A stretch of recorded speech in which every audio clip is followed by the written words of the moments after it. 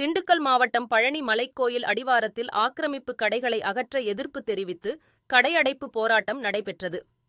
திண்டுக்கல் மாவட்டம் பழனி தண்டாயுதபாணி சுவாமி கோயில் அடிவாரத்தைச் சுற்றியுள்ள பகுதியில் ஆக்கிரமிப்பு கடைகள் அதிகமாக இருப்பதாக திருத்தொண்டர் சபை நிறுவனர் ராதாகிருஷ்ணன் தொடர்ந்த வழக்கில் கிரிவலப் பாதையில் வாகனங்கள் செல்ல தடை விதிக்கப்பட்டு ஆக்கிரமிப்பு கடைகள், வீடுகள் ஆகியவை அகற்றப்பட்டு வருகின்றன.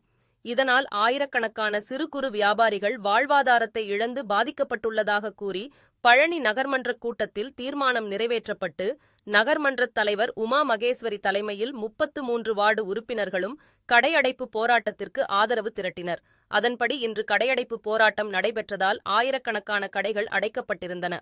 கோயிலுக்கு வந்த பக்தர்கள் கடையடைப்பு போராட்டத்தால் பூஜை பொருட்களை வாங்க முடியாமல் சிரமத்திற்குள்ளாகினர்.